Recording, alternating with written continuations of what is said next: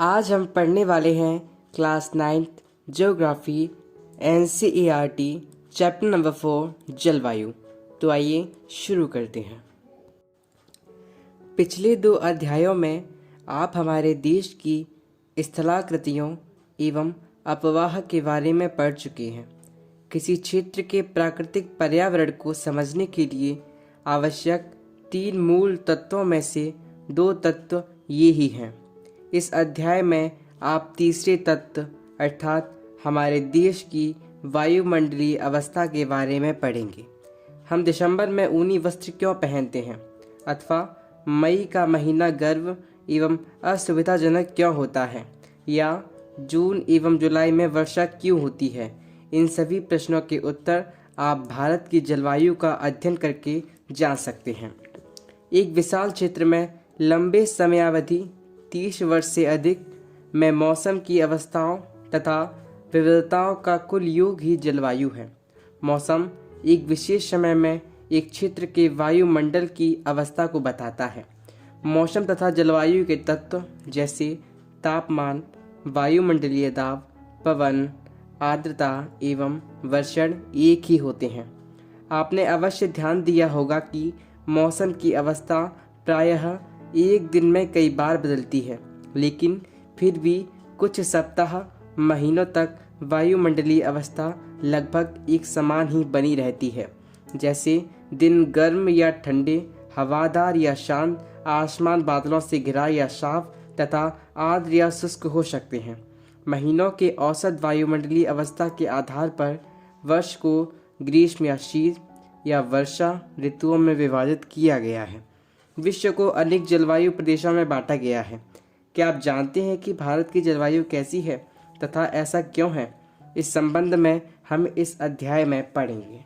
भारत की जलवायु को मानसूनी जलवायु कहा जाता है। एशिया में इस प्रकार की जलवायु मुख्यतः दक्षिण तथा दक्षिण पूर्व में पाई जाती है। सामान्य प्रतिरूप में लगभग एक रूपता होते हुए भी देश की जलवायु अवस्था में स्पष्ट प्रादेशिक भिन्नताएं हैं। आइए हम 2 महत्वपूर्ण तत्व तापमान एवं वर्षण को लेकर देखें कि एक स्थान से दूसरे स्थान पर तथा एक मौसम से दूसरे मौसम में इनमें किस प्रकार की भिन्नता है। गर्मियों में राजस्थान के मरुस्थल में कुछ स्थानों का तापमान लगभग 50 डिग्री सेंटीग्रेड तक पहुंच जाता है, जबकि जम्मू कश्मीर के पहलगाम में तापमान लगभग 20 डिग्री सेंटीग्रेड रहता है। सर्दी की रात में जम्मू कश्मीर में द्रास का तापमान -45 डिग्री सेंटीग्रेड तक हो सकता है, जबकि तिरुवनंतपुरम में यह 22 डिग्री हो सकता है। अब वर्षण की ओर ध्यान दें। वर्षण के रूप तथा प्रकार में ही नहीं बल्कि इसकी मात्रा एवं ऋतु के अनुसार वितरण में भी भिन्नता होती है। हिमालय में वर्षण अधिकतर हिम के रूप में होता है तथा देश के शेष भाग में यह वर्षा के रूप में होता है। वार्षिक वर्षण में भिन्नता मेघालय में 400 सेंटीमीटर से लेकर लद्दाख एवं पश्चिमी राजस्थान में यह 10 सेंटीमीटर से भी कम होती है। देश के अधिकतर भागों में जून से सितंबर तक वर्षा होती है, लेकिन कुछ क्षेत्रों जैसे तमिलनाडु तट पर अधिकतर वर्षा अक्टूबर एवं नवंबर में होती है। सामान्य रूप से तटीय क्षेत्रों में तापमान में अंतर कम होता है। देश के आंतरिक भागों में मौसमी या ऋतुनिष्ठ अंतर अधिक होता है। उत्तरी मैदान में वर्षा की मात्रा सामान्यतः पूर्व से पश्चिम की ओर घटती जाती है। ये भिन्नताएं लोगों के जीवन में विविधता लाती हैं, जो उनके भोजन, वस्त्र और घरों के प्रकार में दिखती हैं। जलवायवी नियंत्रण। किसी भी क्षेत्र की जलवायु को नियंत्रित करने के लिए 6 प्रमुख कारक हैं: अक्षांश, तुंगता ऊंचाई, वायुदाब एवं पवन तंत्र, समुद्र से दूरी, महासागरीय धाराएं तथा उच्चावच लक्षण। पृथ्वी की गोलाई के कारण इसे प्राप्त सौर ऊर्जा की मात्रा अक्षांशों के अनुसार अलग अलग होती है। इसके परिणाम स्वरूप तापमान विषुवत वृत्त से ध्रुवों की ओर सामान्यतः घटता जाता है। जब कोई व्यक्ति पृथ्वी की सतह से ऊंचाई की ओर जाता है तो वायुमंडल की सघनता कम हो जाती है तथा तापमान घट जाता है।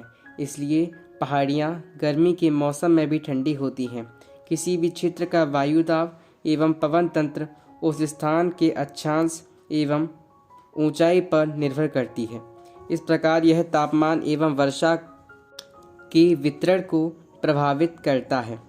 समुद्र का जलवायु पर समकारी प्रभाव पड़ता है। जैसे जैसे समुद्र से दूरी बढ़ती है यह प्रभाव कम होता जाता है एवं लोग विषम मौसमी अवस्थाओं को महसूस करते हैं। इसे महाद्वीपीय अवस्था, गर्मी में बहुत अधिक गर्म एवं सर्दी में बहुत अधिक ठंडा कहते हैं। महासागरीय धाराएं समुद्र से तट की ओर चलने वाली हवाओं के साथ तटीय क्षेत्रों की जलवायु को प्रभावित करती हैं। उदाहरण के लिए कोई भी तटीय क्षेत्र जहां गर्म या ठंडी जल धाराएं बहती हैं और वायु की दिशा समुद्र से तट की ओर हो, तब वह तट गर्म या ठंडा हो जाएगा। अंत में किसी स्थान की जलवायु को निर्धारित करने में उच्चावच की भी महत्वपूर्ण भूमिका होती है। ऊंचे पर्वत ठंडी अथवा गर्म वायु को अवरोधित करते हैं। यदि उनकी ऊंचाई इतनी हो कि वे वर्षा लाने वाली वायु के रास्तों को रोकने में सक्षम होते हैं तो ये उस क्षेत्र की वर्षा का कारण भी बन सकते हैं। पर्वतों के पवन विमुख ढाल अपेक्षाकृत सूखे रहते हैं। भारत की जलवायु को प्रभावित करने वाले कारक। अक्षांश। कर्क वृत्त देश के मध्य भाग, पश्चिम में कच्छ के रण से लेकर पूर्व में मिजोरम से होकर गुजरती है। देश का लगभग आधा भाग कर्क वृत्त के दक्षिण में स्थित है, जो उष्णकटिबंधीय क्षेत्र है। कर्क वृत्त के उत्तर में स्थित शेष भाग उपोष्णकटिबंधीय है। इसलिए भारत की जलवायु में उष्णकटिबंधीय जलवायु एवं उपोष्णकटिबंधीय जलवायु दोनों की विशेषताएं उपस्थित हैं। ऊंचाई। भारत के उत्तर में हिमालय पर्वत है। इसकी औसत ऊंचाई लगभग 6000 मीटर है। भारत का तटीय क्षेत्र भी विशाल है, जहां अधिकतम ऊंचाई लगभग 30 मीटर है। हिमालय मध्य एशिया से आने वाली ठंडी हवाओं को भारतीय उपमहाद्वीप में प्रवेश करने से रोकता है। इन्हीं पर्वतों के कारण इस क्षेत्र में मध्य एशिया की तुलना में ठंड कम पड़ती है। वायु दाब एवं पवन। भारत में जलवायु तथा संबंधित मौसमी अवस्थाएं निम्नलिखित वायुमंडलीय अवस्थाओं से संचालित होती हैं। वायु दाब एवं धरातलीय पवनें, ऊपरी वायु परिसंचरण तथा पश्चिमी चक्रवाती विक्षोभ एवं उष्णकटिबंधीय चक्रवात।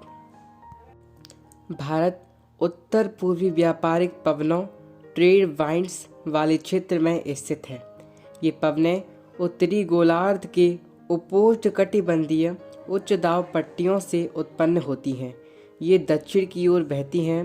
कोरियालिस वलय के कारण दाहिनी ओर विक्षेपित होकर विषुवतीय निम्न दाब वाले क्षेत्रों की ओर बढ़ती हैं। सामान्यतः इन पवनों में नमी की मात्रा बहुत कम होती है, क्योंकि ये स्थलीय भागों पर उत्पन्न होती हैं एवं बहती हैं। इसलिए इन पवनों के द्वारा वर्षा कम या नहीं होती है। इस प्रकार भारत को शुष्क क्षेत्र होना चाहिए, लेकिन ऐसा नहीं है। आइए देखें क्यों। भारत की वायु दाब एवं पवन तंत्र अद्वितीय हैं। शीत ऋतु में हिमालय के उत्तर में उच्च दाब होता है। इस क्षेत्र की ठंडी शुष्क हवाएं दक्षिण में निम्न दाब वाले महासागरीय क्षेत्र के ऊपर बहती है। ग्रीष्म ऋतु में आंतरिक एशिया एवं उत्तर पूर्वी भारत के ऊपर निम्न दाब का क्षेत्र उत्पन्न हो जाता है। इसके कारण गर्मी के दिनों में वायु की दिशा पूरी तरह से परिवर्तित हो जाती है। वायु दक्षिण में स्थित हिंद महासागर के उच्च दाब वाले क्षेत्र से दक्षिण पूर्वी दिशा में बहते हुए विषुवत को पार कर दाहिनी ओर मुड़ते हुए भारतीय उपमहाद्वीप पर स्थित निम्न दाब की ओर बहने लगती है। इन्हें दक्षिण पश्चिम मानसून पवनों के नाम से जाना जाता है। ये पवनें कोस्ट महासागरों के ऊपर से बहती हैं। नमी ग्रहण करती हैं तथा भारत की मुख्य भूमि पर वर्षा करती हैं। इस प्रदेश में ऊपरी वायु परिसंचरण पश्चिमी प्रभाव के प्रभाव में रहता है। इस प्रभाव का मुख्य घटक जेट धारा है। जेट धाराएं लगभग 27 डिग्री से 30 डिग्री उत्तर अक्षांशों के बीच स्थित होती हैं, इसलिए इन्हें उपोष्णकटिबंधीय पश्चिमी जेट धाराएं कहा जाता है। भारत में ये जेट धाराएं ग्रीष्म ऋतु को छोड़कर पूरे वर्ष हिमालय के दक्षिण में प्रवाहित होती हैं। इस पश्चिमी प्रवाह के द्वारा देश के उत्तर एवं उत्तर पश्चिमी भाग में पश्चिमी चक्रवाती विक्षोभ आते हैं। गर्मियों में सूर्य की आभासी गति के साथ ही उपोष्णकटिबंधीय पश्चिमी जेट धारा हिमालय के उत्तर में चली जाती है। एक पूर्वी जेट धारा, जिसे उपोष्णकटिबंधीय पूर्वी जेट धारा कहा जाता है, गर्मी के महीनों में प्रायद्वीपीय भारत के ऊपर लगभग 14 डिग्री उत्तरी अक्षांश में प्रवाहित होती है। भारतीय मानसून। भारत की जलवायु मानसूनी पवनों से बहुत अधिक प्रभावित है। ऐतिहासिक काल में भारत आने वाले नाविकों ने सबसे पहले मानसून परिघटना पर ध्यान दिया था। पवन तंत्र की दिशा उलट जाने उत्क्रमण के कारण उन्हें लाभ हुआ। चूँकि उनके जहाज पवन के प्रवाह की दिशा पर निर्भर थे, अरबवासी जो व्यापारियों की तरह भारत आए थे, उन लोगों ने पवन तंत्र के इस मौसमी उत्क्रमण को मानसून का नाम दिया। मानसून का प्रवाह उष्णकटिबंधीय क्षेत्रों में लगभग 20 डिग्री उत्तर एवं 20 डिग्री दक्षिण के बीच रहता है। मानसून की प्रक्रिया को समझने के लिए निम्नलिखित तत्व महत्वपूर्ण हैं। स्थल तथा जल के गर्म एवं ठंडे होने की विभेदी प्रक्रिया के कारण भारत के स्थल भाग पर निम्न दाब का चित्र उत्पन्न होता है, जबकि इसके आसपास के समुद्रों के ऊपर उच्च दाब का चित्र बनता है। ग्रीष्म ऋतु के दिनों में अंतः उष्णकटिबंधीय अभिसरण क्षेत्र की स्थिति गंगा के मैदान की ओर खिसक जाती है। यह विषुवतीय गर्त है, जो प्रायः विषुवत वृत्त से 5 डिग्री उत्तर में स्थित होता है। इसे मानसून ऋतु में मानसून गर्त के नाम से भी जाना जाता है। हिंद महासागर में मेडागास्कर के पूर्व लगभग 20 डिग्री दक्षिण अक्षांश के ऊपर उच्च दाब वाला क्षेत्र होता है। इस उच्च दाब वाले क्षेत्र की स्थिति एवं तीव्रता भारतीय मानसून को प्रभावित करती है। ग्रीष्म ऋतु में तिब्बत का पठार बहुत अधिक गर्म हो जाता है, जिसके परिणाम स्वरूप पठार के ऊपर समुद्र तल से लगभग 9 किलोमीटर की ऊंचाई पर तीव्र ऊर्ध्वाधर वायु धाराओं एवं उच्च दाब का निर्माण होता है। ग्रीष्म ऋतु में हिमालय के उत्तर पश्चिमी जेट धाराओं का तथा भारतीय प्रायद्वीप के ऊपर उष्णकटिबंधीय पूर्वी जेट धाराओं का प्रभाव होता है। इसके अतिरिक्त दक्षिणी महासागरों के ऊपर दाब की अवस्थाओं में परिवर्तन भी मानसून को प्रभावित करता है। सामान्यतः जब दक्षिण प्रशांत महासागर के उष्णकटिबंधीय पूर्वी भाग में उच्च दाब होता है, तब हिंद महासागर के उष्णकटिबंधीय पूर्वी भाग में निम्न दाब होता है। लेकिन कुछ विशेष वर्षों में वायुदाब की स्थिति विपरीत हो जाती है तथा पूर्वी प्रशांत महासागर के ऊपर हिंद महासागर की तुलना में निम्न दाब का क्षेत्र बन जाता है। दाब की अवस्था में इस नियतकालिक परिवर्तन को दक्षिणी दोलन के नाम से जाना जाता है। डार्विन, उत्तरी ऑस्ट्रेलिया, हिंद महासागर 12 डिग्री 30 मिनट दक्षिण 131 डिग्री पूर्व तथा ताहिती प्रशांत महासागर 18 डिग्री दक्षिण 149 डिग्री पश्चिम के दाब के अंतर की गणना मानसून की तीव्रता के पूर्वानुमान के लिए की जाती है। अगर दाब का अंतर ऋणात्मक है तो इसका अर्थ होगा औसत से कम तथा विलंब से आने वाला मानसून। एल नीनो दक्षिणी दोलन से जुड़ा हुआ एक लक्षण है। यह एक गर्म समुद्री जल धारा है जो पेरू की ठंडी धारा के स्थान पर प्रत्येक 2 या 5 वर्ष के अंतराल में पेरू तट से होकर बहती है। दाब की अवस्था में परिवर्तन का संबंध एल नीनो से है, इसलिए इस परिघटना को एंसो ENSO एल नीनो दक्षिणी दोलन कहा जाता है। मानसून का आगमन एवं वापसी। व्यापारिक पवनों के विपरीत मानसूनी पवनें नियमित नहीं हैं, लेकिन ये स्पंदमान प्रकृति की होती हैं। उष्णकटिबंधीय समुद्रों के ऊपर प्रवाह के दौरान ये विभिन्न वायुमंडलीय अवस्थाओं से प्रभावित होती हैं। मानसून का समय जून के आरंभ से लेकर मध्य सितंबर तक 100 से 120 दिनों के बीच होता है। इसके आगमन के समय सामान्य वर्षा में अचानक वृद्धि हो जाती है तथा लगातार कई दिनों तक यह जारी रहती है। इसे मानसून प्रस्फोट फटना कहते हैं तथा इसे मानसून पूर्व बौछारों से पृथक किया जा सकता है। सामान्यतः जून के प्रथम सप्ताह में मानसून भारतीय प्रायद्वीप के दक्षिणी छोर से प्रवेश करता है।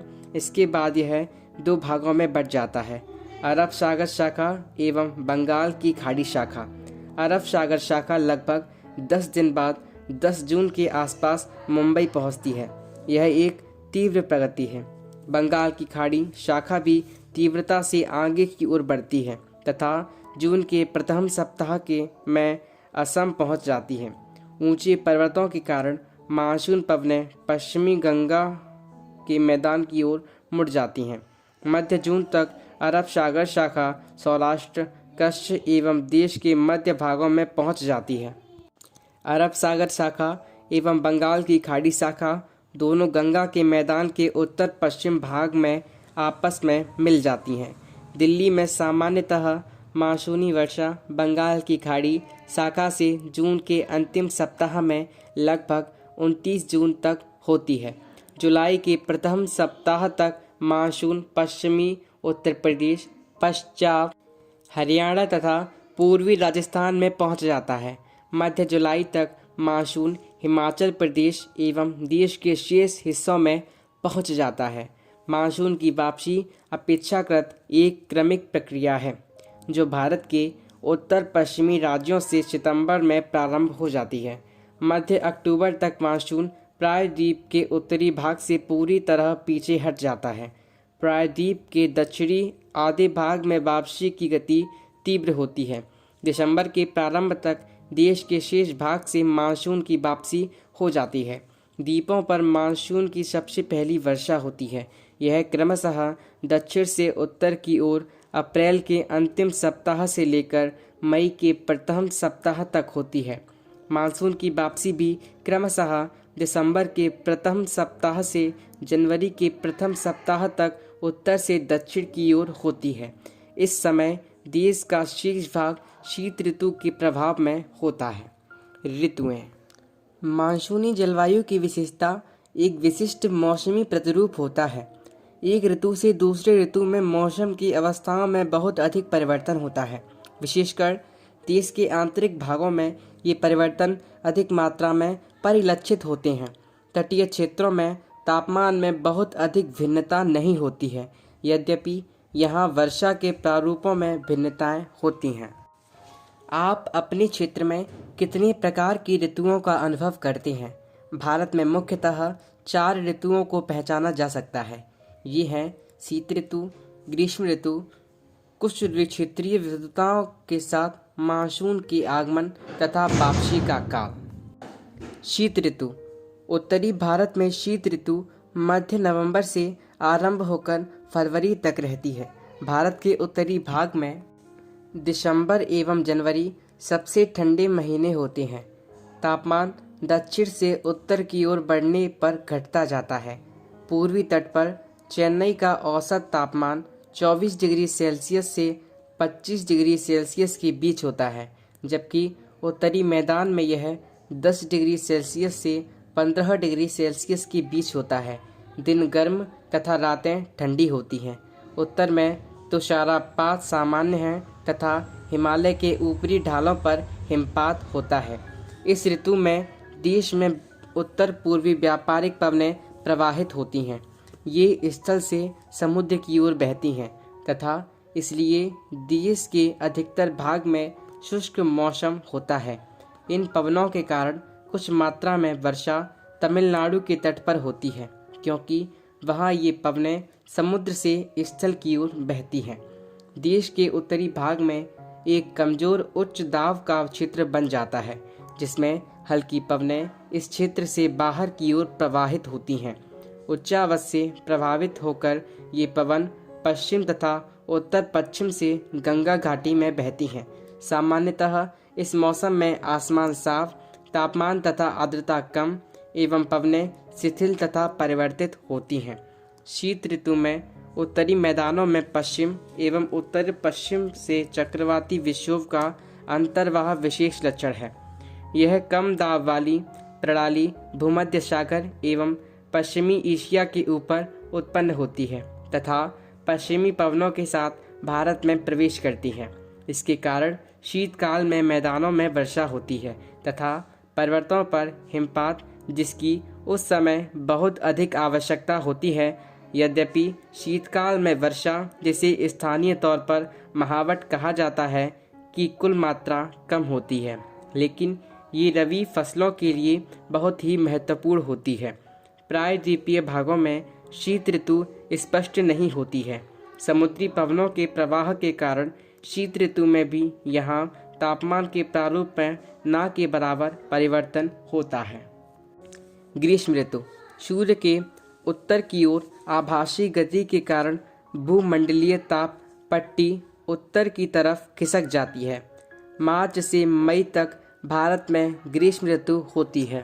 ताप पट्टी के स्थानांतरण के प्रभाव का पता विभिन्न अक्षांशों पर मार्च से मई के दौरान रिकॉर्ड किए गए तापमान को देखकर लगाया जा सकता है।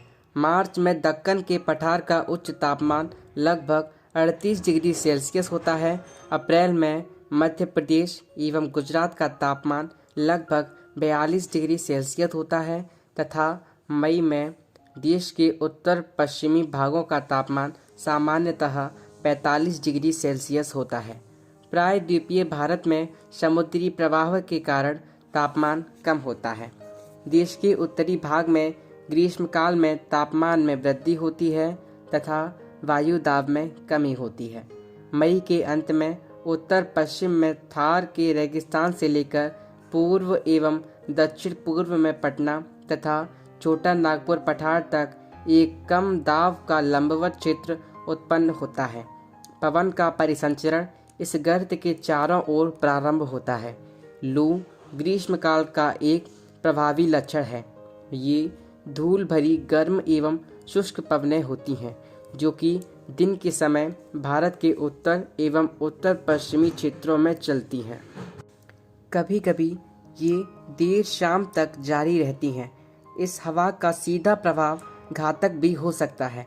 उत्तरी भारत में मई महीने के दौरान सामान्यतः धूल भरी आंधियाँ आती हैं। ये आंधियाँ अस्थायी रूप से आराम पहुँचाती हैं, क्योंकि ये तापमान को कम कर देती हैं तथा अपने साथ ठंडे समीर एवं हल्की वर्षा लाती हैं। इस मौसम में कभी कभी तीव्र हवाओं के साथ गरज वाली मूसलाधार वर्षा भी होती है। इसके साथ प्रायः हिमवृष्टि भी होती है। वैशाख के महीने में होने के कारण पश्चिम बंगाल में इसे काल बैशाखी कहा जाता है। ग्रीष्म ऋतु के अंत में कर्नाटक एवं केरल में प्रायः पूर्व मानसूनी वर्षा होती है। इसके कारण आम जल्दी पक जाते हैं तथा प्रायः इसे आम्र वर्षा भी कहा जाता है। वर्षा ऋतु या मानसून का आगमन जून के प्रारंभ में उत्तरी मैदानों में निम्न दाब की अवस्था तीव्र हो जाती है। यह दक्षिणी गोलार्ध की व्यापारिक पवनों को आकर्षित करता है। ये दक्षिण पूर्व व्यापारिक पवनें दक्षिणी समुद्रों के उपोष्णकटिबंधीय क्षेत्रों में उत्पन्न होती हैं। चूँकि ये पवनें गर्म महासागरों के ऊपर से होकर गुजरती हैं, इसलिए ये अपने साथ इस महाद्वीप में बहुत अधिक मात्रा में नमी लाती हैं। ये पवनें तीव्र होती हैं तथा 30 किलोमीटर प्रति घंटे के औसत वेग से चलती हैं। सुदूर उत्तर पूर्वी भाग को छोड़कर ये मानसूनी पवनें देश के शीर्ष भाग में लगभग 1 महीने में पहुंच जाती हैं। दक्षिण पश्चिम मानसून का भारत में अंतर्वाह यहाँ के मौसम को पूरी तरह परिवर्तित कर देता है। मौसम के प्रारंभ में पश्चिम घाट के पवनमुखी भागों में भारी वर्षा लगभग 250 सेंटीमीटर से अधिक होती है। दक्कन का पठार एवं मध्य प्रदेश के कुछ भाग में भी वर्षा होती है। यद्यपि ये क्षेत्र वृष्टि छाया क्षेत्र में आती हैं। इस मौसम की अधिकतर वर्षा देश के उत्तर पूर्वी भागों में होती है। खासी पहाड़ी के दक्षिणी श्रृंखलाओं में स्थित माशिनराम विश्व में सबसे अधिक औसत वर्षा प्राप्त करता है। गंगा की घाटी में पूर्व से पश्चिम की ओर वर्षा की मात्रा घटती जाती है। राजस्थान एवं गुजरात के कुछ भागों में बहुत कम वर्षा होती है।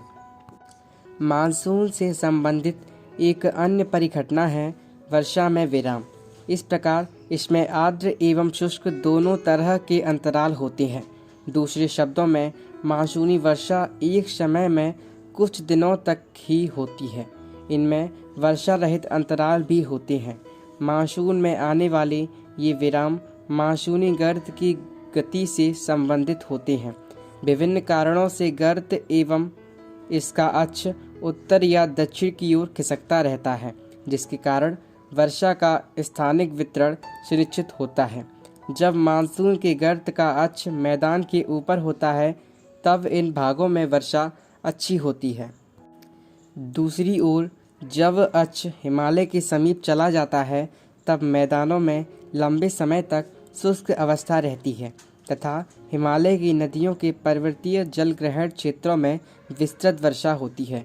इस भारी वर्षा के कारण मैदानी क्षेत्रों में विनाशकारी बाढ़ें आती हैं एवं जान एवं माल की भारी क्षति होती है।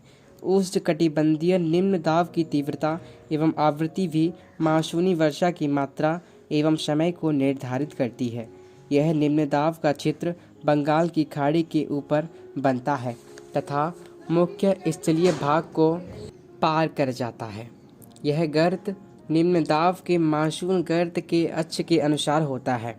मानसून को इसकी अनिश्चितता के लिए जाना जाता है। शुष्क एवं आर्द्र स्थितियों की तीव्रता, आवृत्ति एवं समय काल में भिन्नता होती है। इसके कारण यदि एक भाग में बाढ़ आती है तो दूसरे भाग में सूखा पड़ता है। इसका आगमन एवं वापसी प्रायः अव्यवस्थित होता है, इसलिए यह कभी कभी देश के किसानों की कृषि कार्यों को अव्यवस्थित कर देता है। मानसून की वापसी परिवर्तनीय मौसम। अक्टूबर नवंबर के दौरान दक्षिण की तरफ सूर्य के आभासी गति के कारण मानसून गर्त या निम्न दाब वाला गर्त उत्तरी मैदानों के ऊपर शिथिल हो जाता है। धीरे धीरे उच्च दाब प्रणाली इसका स्थान ले लेती है। दक्षिण पश्चिम मानसून शिथिल हो जाते हैं तथा धीरे धीरे पीछे की ओर हटने लगते हैं।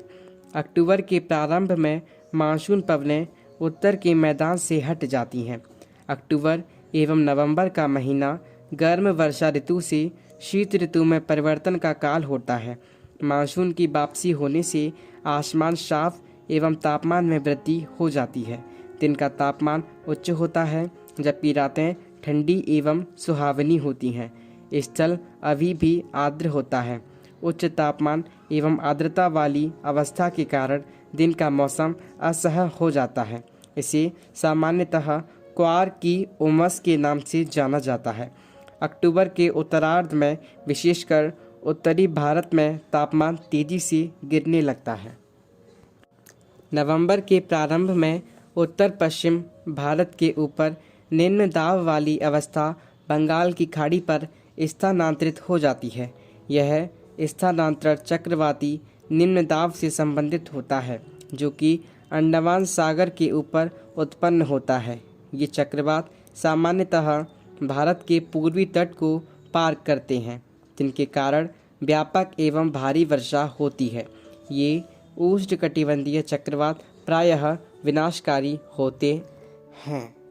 गोदावरी, कृष्णा एवं कावेरी नदियों के सघन आबादी वाले डेल्टा प्रदेशों में अक्सर चक्रवात आते हैं, जिसके कारण बड़े पैमाने पर जान एवं माल की क्षति होती है। कभी कभी ये चक्रवात ओडिशा, पश्चिम बंगाल एवं बांग्लादेश के तटीय क्षेत्रों में भी पहुंच जाते हैं। कोरोमंडल तट पर अधिकतर वर्षा इन्हीं चक्रवातों तथा अवदाबों से होती है। वर्षा का वितरण। पश्चिमी तट के भागों एवं उत्तर पूर्वी भारत में लगभग 400 सेंटीमीटर वार्षिक वर्षा होती है, किंतु पश्चिमी राजस्थान एवं इससे सटे पंजाब, हरियाणा एवं गुजरात के भागों में 60 सेंटीमीटर से भी कम वर्षा होती है। दक्षिणी पठार के आंतरिक भागों एवं सह्याद्री के पूर्व में भी वर्षा की मात्रा समान रूप से कम होती है। इन क्षेत्रों में वर्षा की मात्रा कम क्यों होती है? जम्मू कश्मीर के लेह में भी वर्षा की मात्रा काफ़ी कम होती है। देश के शेष हिस्से में वर्षा की मात्रा मध्यम रहती है। हिमपात हिमालयी क्षेत्रों तक ही सीमित होता है।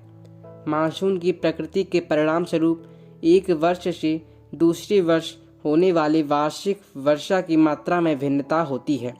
वर्षा की विषमता निम्न वर्षा वाले क्षेत्र जैसे राजस्थान, गुजरात के कुछ भाग तथा पश्चिमी घाटों के वृष्टि छाया प्रदेशों में अधिक पाई जाती है। अतः अधिक वर्षा वाले क्षेत्रों में बाढ़ें अधिक आती हैं, जबकि निम्न वर्षा वाले क्षेत्रों में सूखे की आशंका बनी रहती है। मानसून एकता का परिचायक। आप पहले ही पढ़ चुके हैं कि हिमालय अत्यंत ठंडी पवनों से भारतीय उपमहाद्वीप की रक्षा करता है। इसके कारण अपेक्षाकृत उच्च अक्षांशों के बावजूद उत्तरी भारत में निरंतर ऊंचा तापमान बना रहता है। इसी प्रकार प्रायद्वीपीय पठार में तीनों ओर से समुद्रों के प्रवाह के कारण ना तो अधिक गर्मी पड़ती है और ना अधिक सर्दी। इस समकाली प्रभाव के कारण तापमान की दिशाओं में बहुत कम अंतर पाए जाते हैं, परंतु फिर भी भारतीय प्रायद्वीप पर मानसून की एकता का प्रभाव बहुत ही स्पष्ट है। पवन की दिशाओं का ऋतुओं के अनुसार परिवर्तन तथा उनसे संबंधित ऋतु की दशाएं ऋतु चक्रों को एक लय प्रदान करती है। वर्षा की अनिश्चितताएं तथा उसका असमान वितरण मानसून का एक विशिष्ट लक्षण है। संपूर्ण भारतीय भूदृश्य, इसकी जीव तथा वनस्पति, इसका कृषि चक्र, मानव जीवन तथा उनके त्योहार उत्सव सभी इस मानसूनी लय के चारों ओर घूम रहे हैं। उत्तर से दक्षिण तथा पूर्व से पश्चिम तक संपूर्ण भारतवासी प्रतिवर्ष मानसून के आगमन की प्रतीक्षा करते हैं। ये मानसूनी पवनें हमें जल प्रदान कर कृषि की प्रक्रिया में तेजी लाती हैं एवं संपूर्ण देश को एक सूत्र में बांधती हैं। नदी घाटियाँ जो इन जलों का संवहन करती हैं, उन्हें भी एक नदी घाटी इकाई का नाम दिया जाता है। कोरियालिस बल। पृथ्वी के घूर्णन के कारण उत्पन्न आभासी बल को कोरियालिस बल कहते हैं। इस बल के कारण पवनें उत्तरी गोलार्ध में दाहिनी ओर तथा दक्षिणी गोलार्ध में बाईं ओर विक्षेपित हो जाती हैं। इसे फैरेल का नियम भी कहा जाता है। जेट धारा। ये एक सक्रिय पट्टी में स्थित क्षोभ मंडल में अत्यधिक ऊंचाई 12,000 मीटर से अधिक वाली पश्चिमी हवाएं होती हैं। इनकी गति गर्मी में 110 किलोमीटर प्रति घंटा एवं सर्दी में 184 किलोमीटर प्रति घंटा होती है। बहुत सी अलग अलग जेट धाराओं को पहचाना गया है। उनमें सबसे स्थिर मध्य अक्षांशीय एवं उपोष्णकटिबंधीय जेट धाराएं हैं। पश्चिमी चक्रवातीय विक्षोभ। सर्दी के महीनों में उत्पन्न होने वाला पश्चिमी चक्रवातीय विक्षोभ भूमध्य सागरीय क्षेत्र से आने वाले पश्चिमी प्रवाह के कारण होता है। वे प्रायः भारत के उत्तर एवं उत्तर पश्चिमी क्षेत्रों को प्रभावित करते हैं। उष्णकटिबंधीय चक्रवात मानसूनी महीनों के साथ साथ अक्टूबर एवं नवंबर के महीनों में आते हैं तथा ये पूर्वी प्रवाह के एक भाग होते हैं एवं देश के तटीय क्षेत्रों को प्रभावित करते हैं। क्या आपने आंध्र प्रदेश एवं उड़ीसा के तटों पर उनके द्वारा किए गए विनाश के बारे में पढ़ा या सुना है? अंतः उष्णकटिबंधीय अभिसरण क्षेत्र। ये विषुवतीय अक्षांशों में विस्तृत गर्त एवं निम्न दाब का क्षेत्र होता है। यहीं पर उत्तर पूर्वी एवं दक्षिण पूर्वी व्यापारिक पवनें आपस में मिलती हैं। यह अभिसरण क्षेत्र विषुवत वृत्त के लगभग समानांतर होता है, लेकिन सूर्य की आभासी गति के साथ साथ यह उत्तर या दक्षिण की ओर खिसकता है। El Nino. ठंडी पेरू जलधारा के स्थान पर अस्थायी तौर पर गर्म जलधारा के विकास को एल नीनो का नाम दिया गया है। एल निनो स्पेनिश शब्द है जिसका अर्थ होता है बच्चा तथा जो कि बेबी क्राइस्ट को व्यक्त करता है। क्योंकि यह धारा क्रिसमस के समय बहना शुरू करती है, एल निनो की उपस्थिति समुद्र की सतह के तापमान को बढ़ा देती है। इस क्षेत्र में व्यापारिक पवनों को शिथिल कर देती है। क्या आप जानते हैं मानसून शब्द की व्युत्पत्ति अरबी शब्द मौसम से हुई है जिसका शाब्दिक अर्थ है मौसम। मानसून का अर्थ एक वर्ष के दौरान वायु की दिशा में ऋतु के अनुसार परिवर्तन है। कुछ क्षेत्रों में रात एवं दिन के तापमान में बहुत अधिक अंतर होता है। थार के मरुस्थल में दिन का तापमान 50 डिग्री सेंटीग्रेड तक हो सकता है, जबकि उसी रात यह नीचे गिरकर 15 डिग्री सेल्सियस तक पहुंच सकता है। दूसरी ओर केरल या अंडमान एवं निकोबार में दिन तथा रात का तापमान लगभग समान ही रहता है। माशिनराम विश्व में सबसे अधिक वर्षा वाला क्षेत्र है तथा स्टेलैग्माइट एवं स्टेलैक्टाइट गुफाओं के लिए प्रसिद्ध है। तो इस प्रकार हमारा class 9th NCERT geography chapter number 4 जलवायु समाप्त होता है। यदि आपको हमारी ऑडियो बुक्स पसंद आई हैं तो आप हमारे चैनल को जाके सब्सक्राइब करें, हमारी वीडियो को जाके लाइक करें तथा हमारे चैनल पर विजिट करें, क्योंकि हमने प्लेलिस्ट बना रखी है जिसमें संपूर्ण NCERT अपलोडेड हो चुकी है और रेफरेंस बुक जल्द से जल्द अपलोड हो जाएंगी। तो जाके उन वीडियोस को देखिए और अपनी प्रिपरेशन में को और मजबूत कीजिए। तो धन्यवाद।